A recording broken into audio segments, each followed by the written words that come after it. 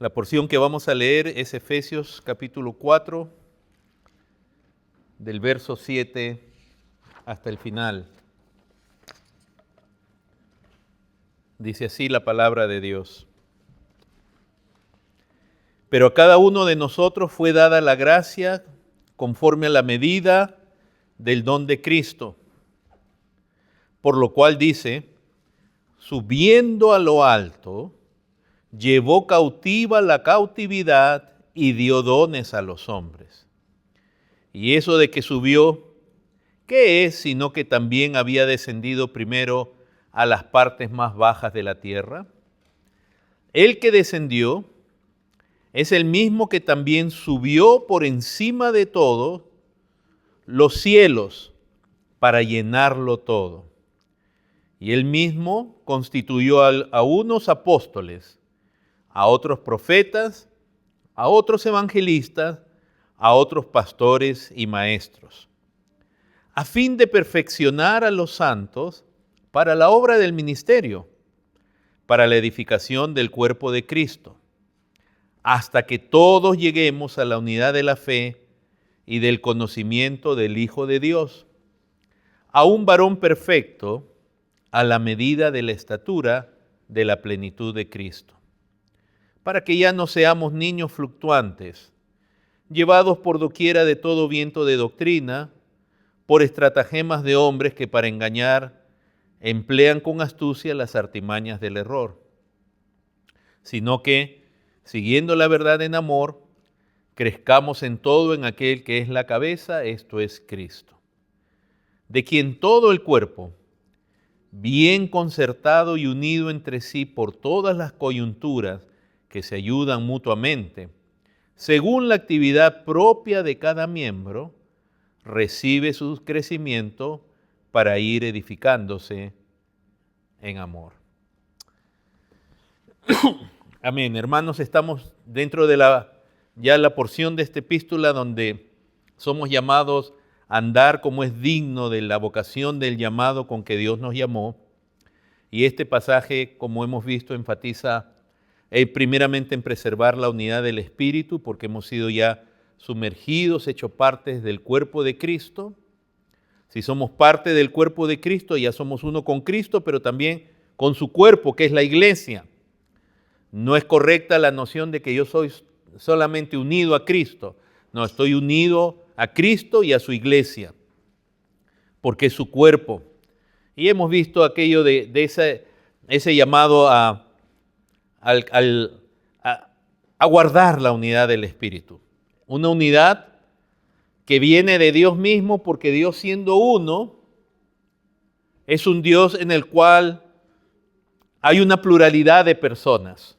Un solo Dios en tres personas, como se mencionó en el verso 4 en adelante, un Espíritu, un Señor y un Dios y Padre en el verso 6.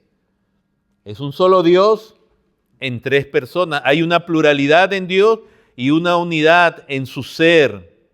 Y no solamente en su ser, sino en sus funciones y en sus acciones. En la labor del Espíritu Santo en la economía de la redención es distinta que la función, la labor de nuestro Señor Jesucristo. El Espíritu Santo, como hemos dicho, no se encarnó. Fue el Hijo quien se encarnó y muere en la cruz. En la cruz no muere el Padre, ni muere el Espíritu Santo, es el Hijo, pero es un solo Dios. Y Dios, el Padre, es sobre todos. Dice, y en todos y por todos. Entonces, a partir de este versículo 7, se nos, basado en este énfasis en la unidad y que es una unidad que viene de Dios mismo, donde hay una pluralidad, ahora se va a aplicar a nosotros que en el cuerpo, siendo un solo cuerpo, hay una pluralidad, pero todos debemos vivir para el cuerpo, para beneficio del cuerpo de Cristo, el cuerpo de creyentes. Por eso lo primero que podemos ver en este pasaje, de manera general para tener en mente, es que en el verso 7 se nos habla que a cada creyente se le ha dado una gracia, un don.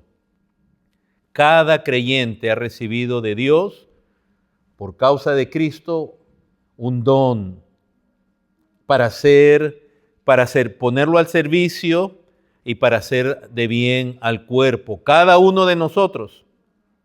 Lo segundo que vamos a ver en este pasaje del verso 8 al 9 es cómo se logró que tuviéramos nosotros dones. Algo pasó, algo hizo Cristo que logró que pudiéramos nosotros tener dones. Qué terrible, hermanos, que el hombre pecador, cuando éramos pecadores, no éramos de ningún beneficio a Dios ni a su iglesia. Y Dios no solamente nos salva, sino que nos dota para ser de bendición, para ser de beneficio a su pueblo, para traer gloria a Dios. Entonces, esos versos 8 y 9 se nos muestra cómo se logró esto de tener dones. El precio fue altísimo, hermanos.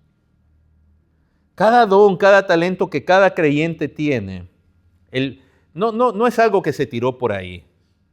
El precio es altísimo, como para que lo honremos, para que lo pongamos en uso, hermanos. Porque es Cristo quien nos lo da. No es algo que el pastor te lo da o la iglesia. Es algo que Cristo te lo ha dado. Que obviamente en un comienzo nosotros no sabemos, no tenemos idea cómo podemos ser útiles. Pero el simple acto de disponer nuestro ser a servir a la iglesia, a ser útiles, poco a poco se va mostrando, se va afirmando el llamado, el servicio al cual Dios nos llama. Luego, este pasaje nos va a hablar en el verso 11 de los dones más importantes que Cristo dio a su iglesia, los más fundamentales, que son los ministerios. Y dentro de ellos se menciona primero el ministerio apostólico. Los apóstoles, los ministros, que aquí se menciona apóstoles, profetas, evangelistas, pastores y maestros, son un don de Dios a la iglesia. Y a partir del verso 11 al 14 se ve el propósito de estos dones ministeriales y también de los dones personales, que es el de edificar a la iglesia en Cristo. Que todos crezcamos en Cristo. Los ministerios, como dice el verso 12, nos van a capacitar para servir a la iglesia. Nos van a enseñar la palabra, la verdad de Dios, nos van a entrenar, nos van a recordar para que podamos servir a la iglesia.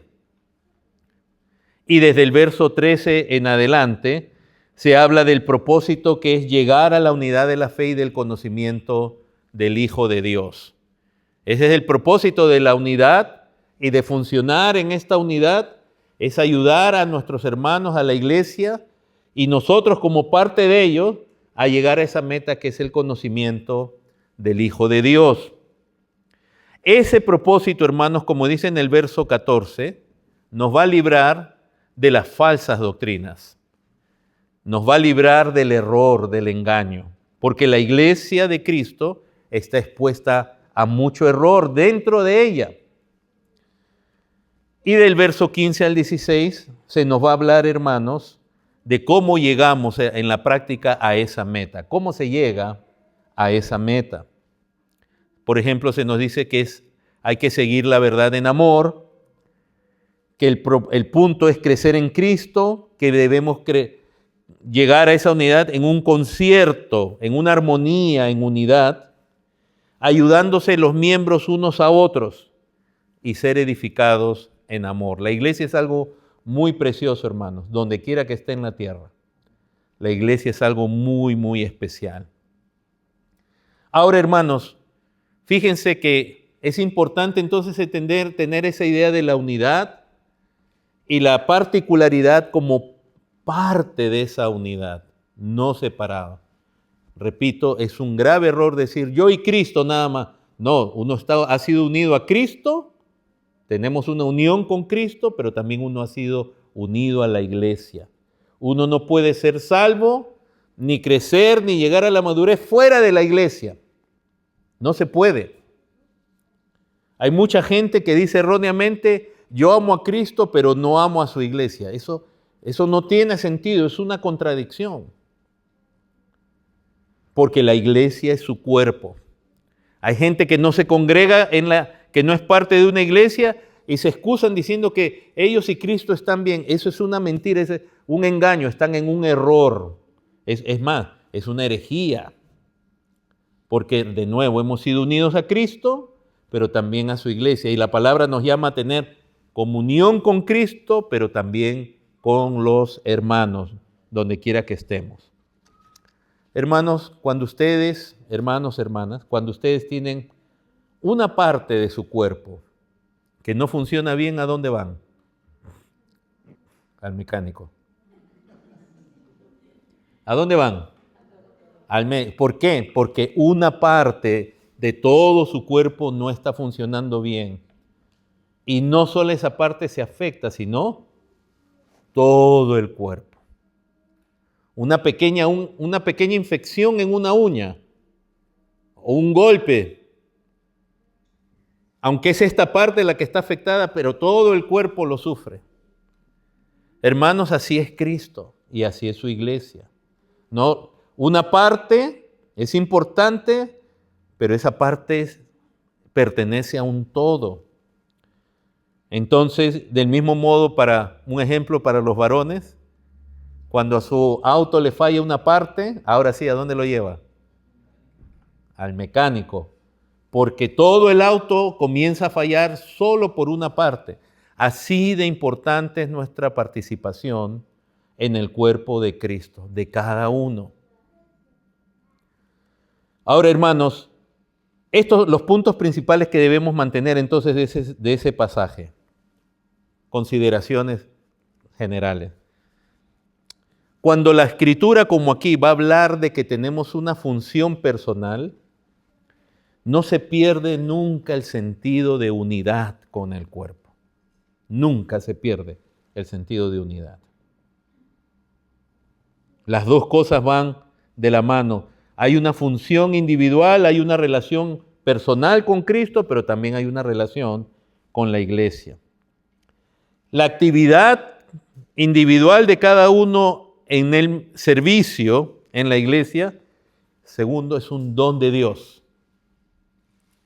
No es algo que tú viniste con ello, es algo que Dios te ha concedido por causa de Cristo.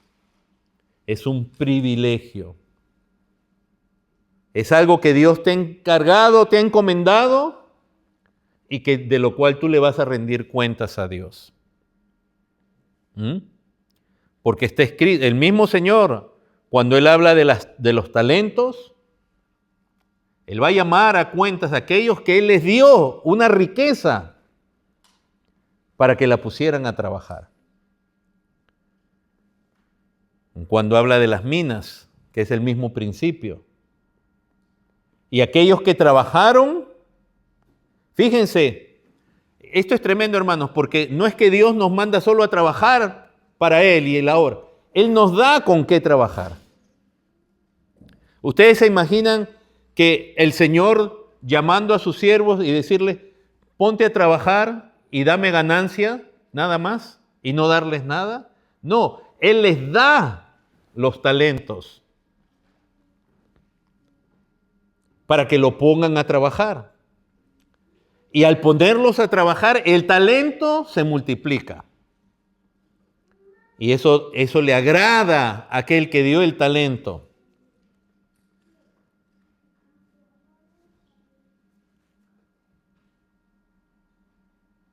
Y hay una recompensa. Pero al que no pone a trabajar el talento, que el mismo Señor le reprenderá y recuerden, no estará con los escogidos. No estará en la recompensa eterna. Porque no actuó dignamente como es del Señor. Su pensamiento acerca de Dios era incorrecto, acerca del Señor. Ustedes recuerdan que en esa parábola él le decía, yo sé que tú eras estricto, que cosechas donde no sembraste. O sea, tenía una mentalidad de Dios equivocada. Hermanos, en los talentos vemos que Dios es quien da, pero Él también es quien nos va a llamar a cuenta a ver qué hemos hecho con lo que Él nos ha dado. Así que a Él le vamos a rendir cuentas. Hermanos, los dones se reparten a causa del logro de Cristo. Este es un logro de Cristo. Y sirven para que el cuerpo crezca en Cristo. Y de eso se trata el crecimiento, de crecer en Cristo. De llegar todos a la misma fe y conocimiento del Hijo de Dios. La fe cristiana no es como el gnosticismo, como tantas religiones que hay niveles secretos para unos y no para otros. Todos, algo que es muy distinto del cristianismo a las religiones paganas, es que todos son llamados a llegar a la unidad de la fe y del conocimiento del Hijo de Dios. Acá no hay niveles donde a unos nomás se les permite alcanzar a ciertos niveles y los demás no. Cada creyente y todos debemos llegar a la misma meta. Y entiendas, hermanos, que entonces aquí se va a enfatizar que hay una labor personal que se nos encarga a cada uno para procurar la edificación de los demás, y eso reitera en el beneficio propio para cada uno. Amén. Entonces, lo primero que vamos a desglosar, si se pudiera decir, a detallar en este pasaje, es que el recibir un don o la dotación personal es un logro de Cristo. ¿Qué logro de Cristo? Cristo nos salva, Cristo muere en la cruz, pagando por nuestros pecados, por causa de Él somos perdonados, nos va a justificar, vamos a ser adoptados por Dios. Todo lo logra Cristo, pero particularmente en este pasaje de lo que se va a hablar es de la exaltación de Cristo. Porque nuestro Señor, siendo Dios, Él se hace hombre, vive, muere en la cruz, resucita, pero no solo resucita, sino que es exaltado. Y se le da un nombre que es sobre todo nombre, como varias veces hemos estudiado en Filipenses capítulo 2. Cristo es exaltado hasta lo sumo y se le da un nombre que es sobre todo nombre para que en el nombre de Jesús se doble toda rodilla de los que están en los cielos, en la tierra y debajo de ella, y toda lengua confiese que Jesucristo es el Señor, para gloria de Dios Padre. El Padre lo exaltó hasta lo sumo a nuestro Señor, que es la vindicación no solamente de la aceptación de su muerte como un sacrificio puro, justo, suficiente por nosotros, por lo cual Dios Padre le resucita de entre los muertos, como señal de victoria sobre las potestades, sobre Satanás, sobre todos los enemigos del hombre, la muerte misma. Cristo es resucitado, pero no solo es resucitado, es ascendido hasta lo sumo por sobre todo.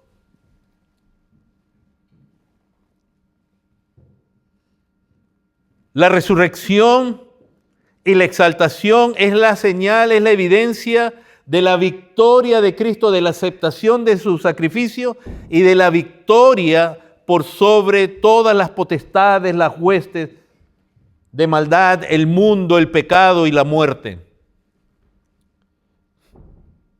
Eso fue profetizado, si me acompañan, en el Salmo 68, porque la porción que toma aquí el apóstol Pablo es una referencia del Salmo 68.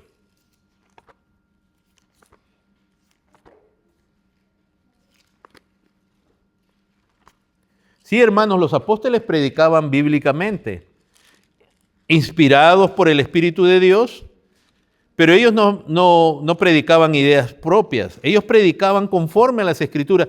Y Pablo llega a entender que este Salmo 68 aplica a Cristo, como el resto de los salmos en distintos aspectos. El Salmo 68 dice en el versículo 18, subiste a lo alto, cautivaste la cautividad y tomaste dones para los hombres. Aún, dice, y también para los rebeldes, para que habite entre ellos ya Dios, Jehová Dios. Subiste a lo alto. Es la exaltación de Cristo, que en el Antiguo Testamento se habla en muchos pasajes. En el libro de Daniel, Daniel lo ve al Hijo del Hombre siendo llevado entre las nubes ante el anciano de días, siendo exaltado, siendo glorificado.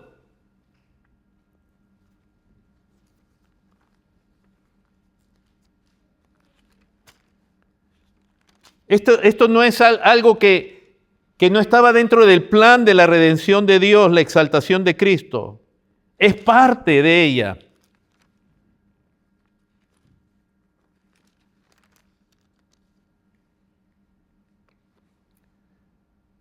Por ejemplo, en el Salmo 24, en el verso 3 dice, ¿quién subirá al monte de Jehová? ¿Quién estará en su lugar santo? ¿Alguno de ustedes o yo? No, porque hay un requisito. Tiene que ser limpio de manos y puro de corazón. Y ese monte nos habla de su reino, del reino de Dios. Porque en el Antiguo Testamento Dios se revela, se muestra en distintos montes, en el monte Sinaí, y establece su reino en el monte de Sión. Y acá se hace la pregunta, ¿quién subirá? La respuesta es el limpio de manos y puro de corazón, el que no ha elevado su alma a cosas vanas, ni jurado con engaño. Él recibirá bendición de Jehová y justicia del Dios de salvación. Pero de pronto en el verso 6 dice, tal es la generación de los que le buscan. O sea, es como Él. La generación de los que le buscan es como Él, va a recibir los beneficios de Él. De los que buscan tu rostro, oh Dios de Jacob, por causa de aquel que ascendió a las alturas de la gloria, del monte, del reino de Dios. Nosotros también con Él somos contados en la presencia misma de Dios. Y estamos sentados en lugares celestiales con Cristo. Estamos acá en la tierra, nuestra alma, nuestro espíritu, no nos salimos del cuerpo. Pero posicionalmente ya estamos contados en Cristo. Estamos ya en las alturas. Y cuando muramos vamos a ir a la misma presencia de Dios. Al monte de Sión. Pero no el monte de Sión de aquí abajo, que simplemente era tipo del monte verdadero, que es el reino de Dios. Ese es el verdadero reino de Dios. Cristo ascendió, y por eso en el verso 7 dice, alzad puertas vuestras cabezas. Se refiere a las puertas celestiales. Y alzaos vosotras puertas eternas, y entrará ¿quién? El Rey de Gloria. Cristo es el Rey de Gloria, el limpio de manos, el puro de corazón. ¿Quién es este Rey de Gloria? ¿Quién es? Jehová. Porque Jehová también es el nombre de Cristo en el Antiguo Pacto. No solamente es el nombre del Padre, pero también es el nombre del Hijo. Jehová, ¿qué? El fuerte y valiente. Ya nos está hablando de victoria, de alguien que pudo vencer. Y Él es valiente. Él fue obediente hasta la muerte. Hermanos, la muerte que Él sufrió fue la muerte más horrible. No solamente lo horrible de la tortura que Él sufrió, la flagelación y la cruz, sino el hecho de recibir el castigo de todos nosotros sobre Él. Él lo sabía. No es que Él no sintió el pavor de la muerte. La muerte que Él experimentó no es como la de ninguno de nosotros, porque Él experimentó la muerte por todos nosotros. Y fue a la cruz. Jehová el poderoso en batalla. Él es vencedor, Él venció a las huestes. Hermanos, Satanás mismo y sus huestes estaban involucrados en toda la trama del Sanedrín, como hijos ellos del diablo mismo, y los romanos en contra de Él. Y Él los venció. Él venció al enemigo que nos había vencido a todos, a toda la humanidad. Y por eso dice, alzado puertas, ahí viene el rey, va a entrar a su morada celestial. Alzaos vosotras puertas eternas y entrará el Rey de gloria. Esta es la venida, el retorno de un rey que salió de los cielos y que está retornando en gloria después de haber vencido a sus enemigos, a nuestros enemigos. ¿Quién es este Rey de gloria? No te equivoques, no es David, no es Salomón, es Cristo el Señor, Jehová de los ejércitos. Él es el Rey de gloria. Por eso, hermanos, si volvemos al Salmo 68, fíjense que todo el Salmo, por ejemplo, el verso 1 dice, levántese Dios, levántate, exáltate, sean esparcidos sus enemigos. Hermanos, cuando tantas veces hemos cantado cantos, que cantábamos que Dios se levante y que sean esparcidos sus enemigos, qué pena, qué tristeza. Yo no tenía el entendimiento y muchos tampoco. De cantar de algo como que estamos en medio de una guerra espiritual y que a través de los cantos va a haber una victoria y Cristo ya venció. Cristo ya ascendió. Por eso a veces no solamente debemos leer, debemos cantar contextualmente, pactualmente. Esto es del antiguo pacto, donde se estaba anunciando, levántate.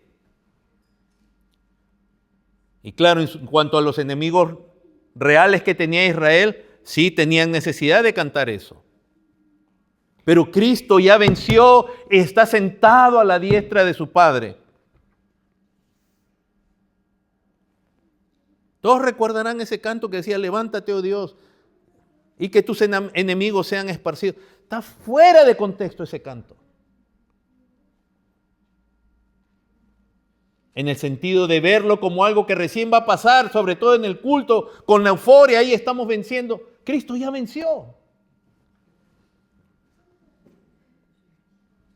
Es un salmo de victoria, de lucha, donde vemos la misericordia. En el verso 8 dice, la tierra tembló.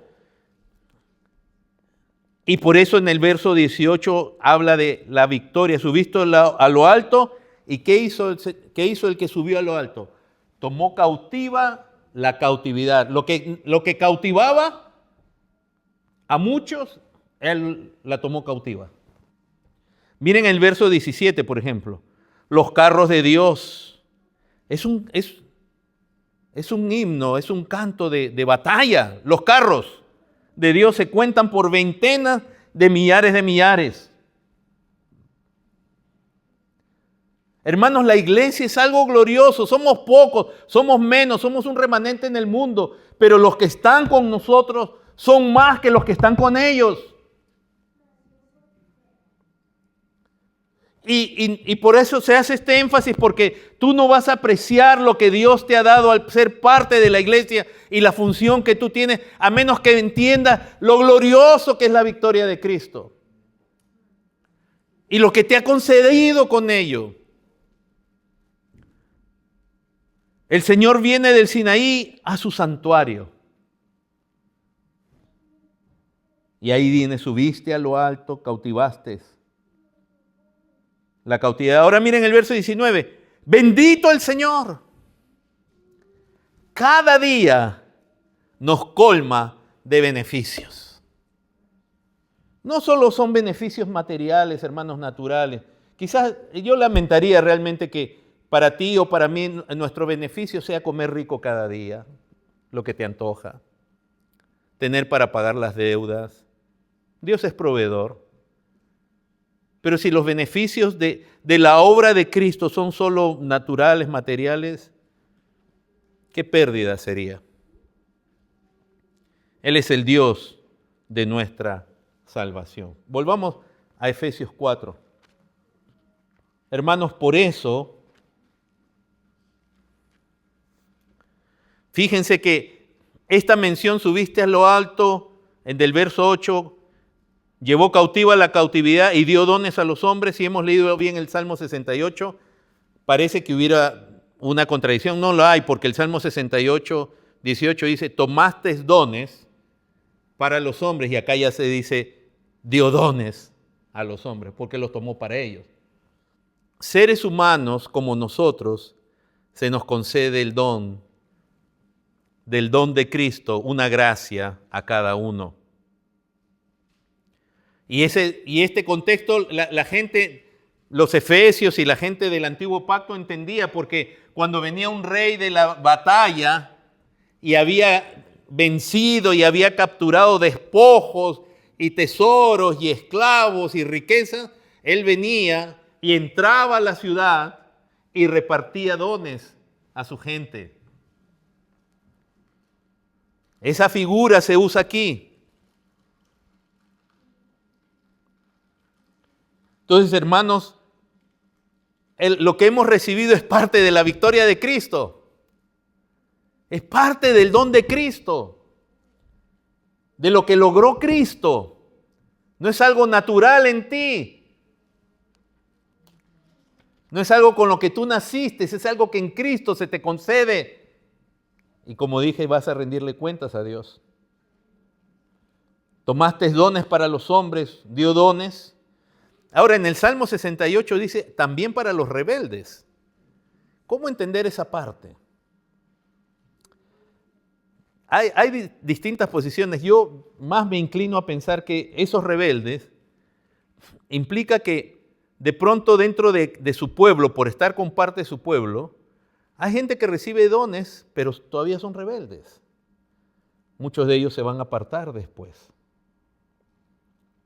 A veces hemos visto gente, como dice en Mateo 7, que en el nombre del Señor profetizaron. En el nombre del Señor hicieron milagros. Echaron fuera demonios, pero el Señor después le dice, yo no te conocí. No sé exactamente, hermanos, pero lo que sí sé que para los creyentes han recibido dones. Y en el verso 10 de Efesios 4 dice, el que descendió es el mismo que también, ¿qué? Subió por encima de todos los cielos para llenarlo todo. Todo está lleno de Cristo. Hermanos, nosotros no adoramos, no servimos a la imaginación o a un ser simplemente glorioso y espiritual. Estamos hablando del Hijo de Dios. Toda la plenitud de Dios está en Él, porque así le plació al Padre. Ahora, si Él ascendió, lo que dice en el verso 9, es lo segundo, y eso de que subió, ¿qué es? Sino que también había descendido. Ahora, fíjense el orden, Él había estado allí, Él desciende y Él asciende. Y dice que descendió primero a las partes más bajas de la tierra. Este versículo es controversial, he visto muchas posturas, porque ¿cómo interpretan este versículo cuando dice descendió a las partes más bajas de la tierra? Hay algunos pastores, buenos pastores, que dicen que ahí solo se refirió que descendió a este mundo. Pero realmente este pasaje dice que descendió a las partes más bajas de la tierra. Ahora todos recordemos que el Señor, cuando muere en la cruz, Su cuerpo es puesto ¿dónde? En un sepulcro. Hay otra interpretación que dice que las partes más bajas de la tierra, o aún el Seol, era ponerlo en un sepulcro, pero ese fue su cuerpo. Pero ¿dónde estuvo el Señor en espíritu después que murió? ¿Dónde estuvo en espíritu? Porque la muerte física es la separación del cuerpo físico. Y a mí me gusta la manera tan sencilla que lo pone el pastor, que lo puso el pastor John MacArthur, tomando dos pasajes donde él dice que en uno dice que Cristo estuvo en las partes más bajas de la tierra, no refiriéndose al sepulcro, y él toma como referencia el pasaje de Primera de Pedro, capítulo 3.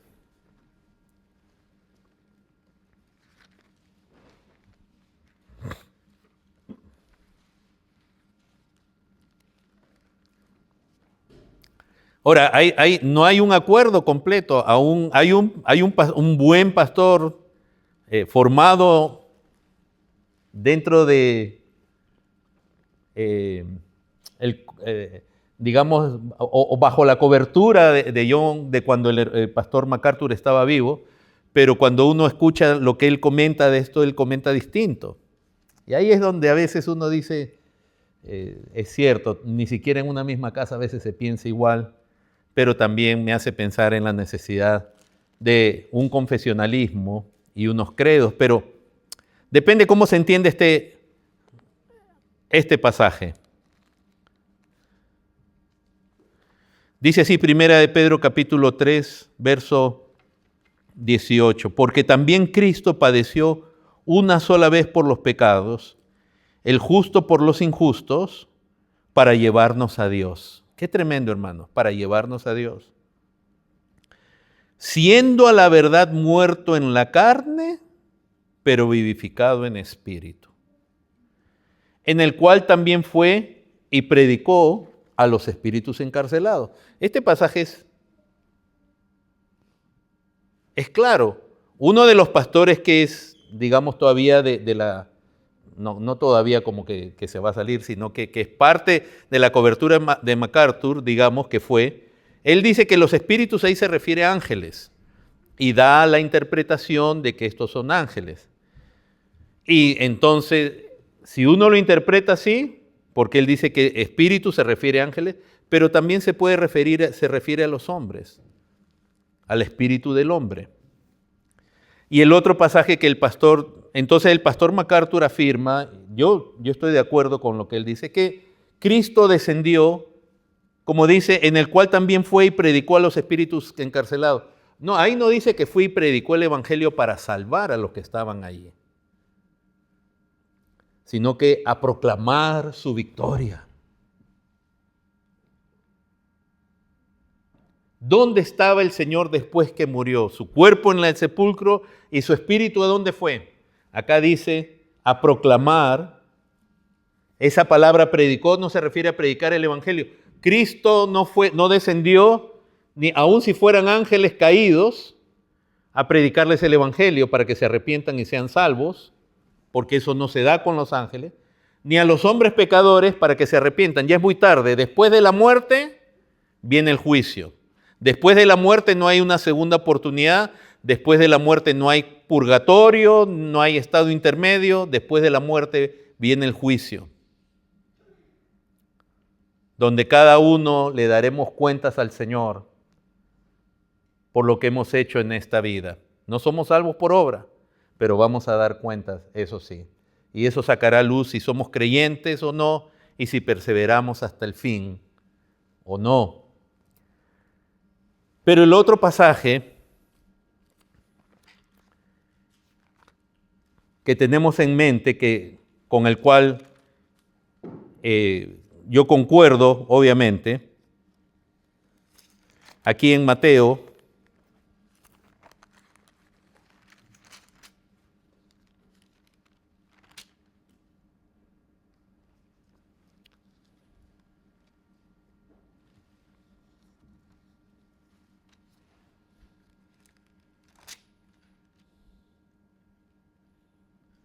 capítulo 27.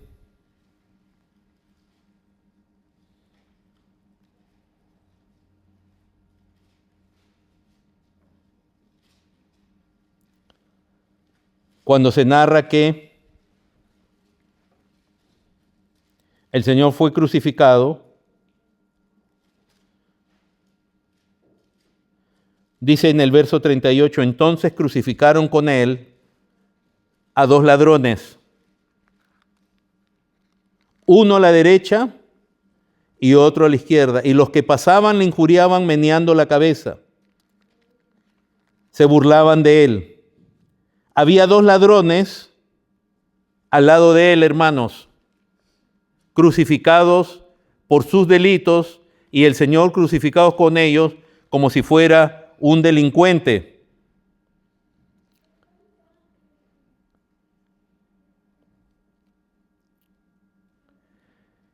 Y ustedes conocen, hermanos, el relato de la historia del Evangelio, de cuando el Señor está en la cruz, crucificado, se están burlando de él. En Lucas, por ejemplo, en el capítulo 23,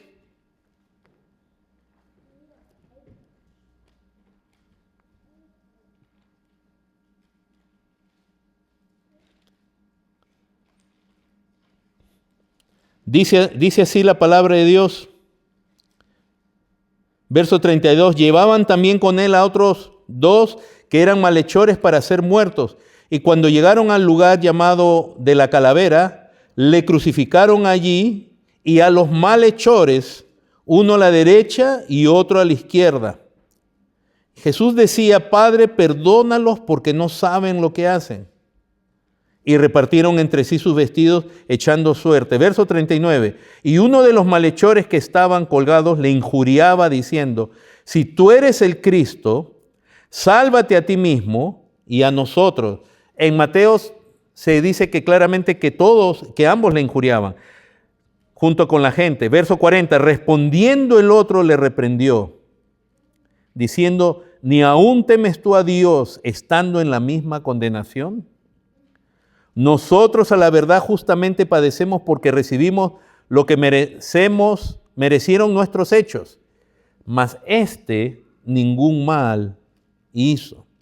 Y dijo a Jesús, acuérdate de mí cuando vengas en tu reino. Entonces Jesús le dijo, de cierto te digo que hoy estarás conmigo en el paraíso. ¿Qué hizo Jesús al morir? ¿Dónde estuvo en espíritu? Por un lado, Él descendió a proclamar su victoria, y por otro lado también la palabra. Él le dice al ladrón, hoy estarás conmigo en el paraíso, en la presencia de Dios. Entonces el Señor desciende y lleva cautiva la cautividad, que es de nuevo, cuando se habla del pasaje de Cristo, del rico y Lázaro en Lucas 16, se habla del lugar a donde iban los muertos.